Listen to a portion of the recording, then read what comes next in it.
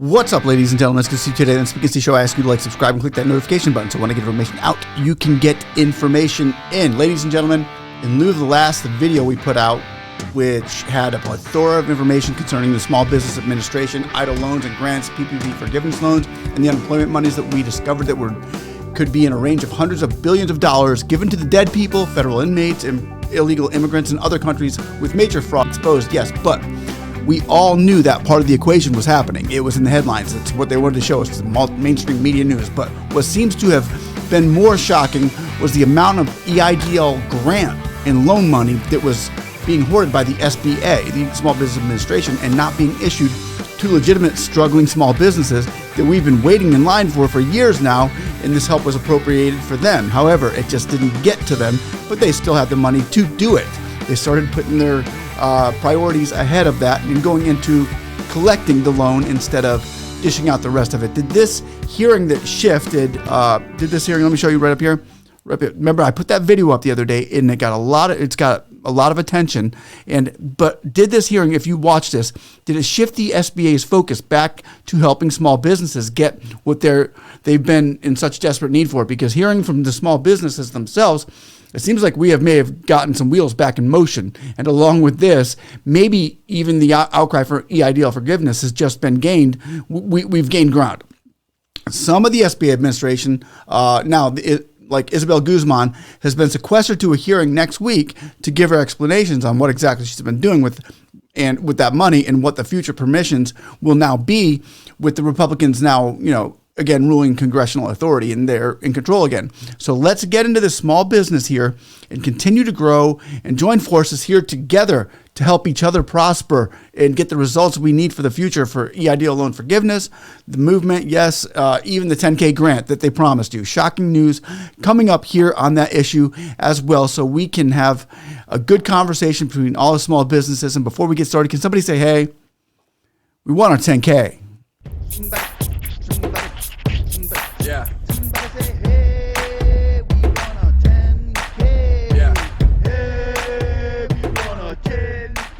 Okay, ladies and gentlemen, it's been a long couple of years for small businesses, and I just have to put this up right here. Comment that I had just received. If you are still in the queue for an Eidl loan, which is very interesting that now we have found out they have over $8 billion just sitting there, not doing anything, and maybe another $20 billion just sitting there, not doing anything, when it was supposed to be given to the small businesses like a year ago.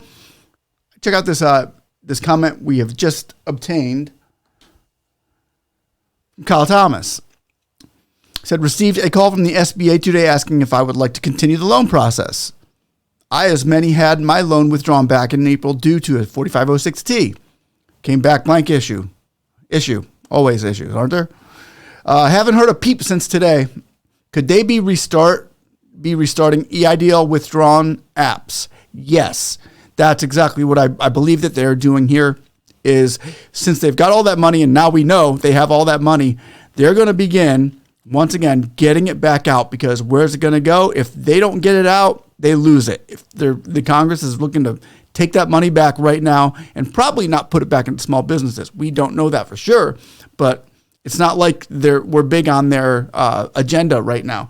So with that right there, that was a major comment that I got. Let me show you another one.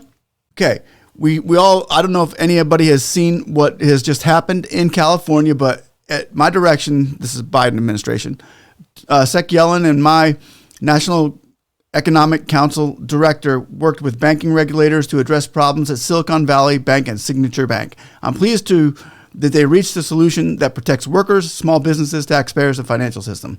So here we go, then, bailing out the banks, but small businesses, once again, on the back burner. Just thought I'd throw that in there. However, check this out. Viv and 7Vin says, I've been watching for 2 years, waiting for 2 years, my 10K, and I just got it this morning. Thank you, Lord, and thank you for all your advice and to not give up. Pray. God is moving in our lives. There's a $10,000 grant. You notice the date on the bottom of her message there has 3/14/2023. This message came in 4 days ago. Ladies, this is 2023, 3/14. Somebody just got their $10,000 grant that has been out of it since 2 years ago. That is progress. Way to go, 7VN. Congratulations. And I know that person. I've seen her comments posted here for years now. So now we're seeing this. This is huge. So will that 10K grant be given to everybody? We're going to find out what's going to happen with that during the meeting next week, which is this I'm bringing you to. House Committee on Small Business next week as part of our critical role in providing a robust oversight in the federal government. House Small Business is set to hold a hearing with Administrator SBA Isabel, that's Guzman, on the state of the SBA.gov. Ladies and gentlemen, now they're being pushed a little bit more. It's almost criminal to see the way the SBA has treated small businesses over the years. It's like they're just weak and lower class poverty citizens assigned to a district to do labor for President Snow in an episode of Hunger Games. When we witnessed firsthand what the SBA was about during the pandemic, most small businesses had never heard of the SBA. If it wasn't a promise for the $10,000 grant, EIDL, many would still never know they existed, but the Small Business Administration was amplified in the world news-wide, in the media, in the nation, all over. The smallest of small businesses were finally given a piece of the pie that was normally not shared with them in the past because they didn't even know about it. Now with the SBA being exposed in this manner, the larger businesses that knew and used to reap the benefits from this administration since its existence are now needing to share the portions of the appropriated funds with the rest of the class. That seems to be what is, I'm giving my opinion on this, but when people were getting the text and documents on what portrays small businesses, it was stated that if you have 500 or less employees, you're a small business. When most people were under the influence that anything under 100 employees demonstrates a small business. Over 100 employees is a large business, or at least not small. But so when smaller sized businesses were competing with bigger businesses, the lenders were fast tracking and signatures of larger companies. Of course, any smart, successful lender would go for the $1 million loan instead of the $1,000, $10,000 loans. It makes sense. Lenders don't let heartstrings sway the loans on what they're going to profit. We get it.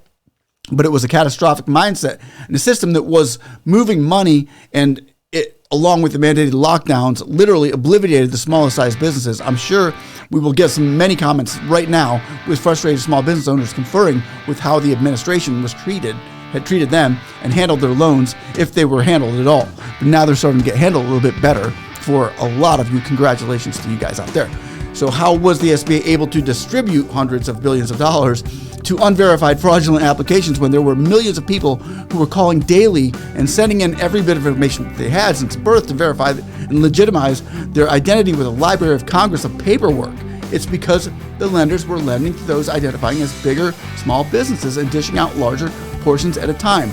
That's the only way that this makes sense, that much fraud had been taken from them, that much money had been taken. It's the only way. But the SBA and the OIG and the Senate and the Congress seem to be giving distractions to smaller businesses that were getting the crumbs that their masters chose to toss them as if they were the main source of fraud, which they weren't. It was the bigger small businesses. This week, we're going to see our Congress and the SBA have their little once every couple of years powwow.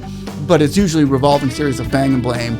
Put that on the memo and pin it up on the fridge and glance at the notes for tomorrow's floxinosification. But anyway, it changes nothing behind closed doors. It's just keep doing what you're doing. Nobody's none the wiser anyway, right? So that's what I think. But what say you?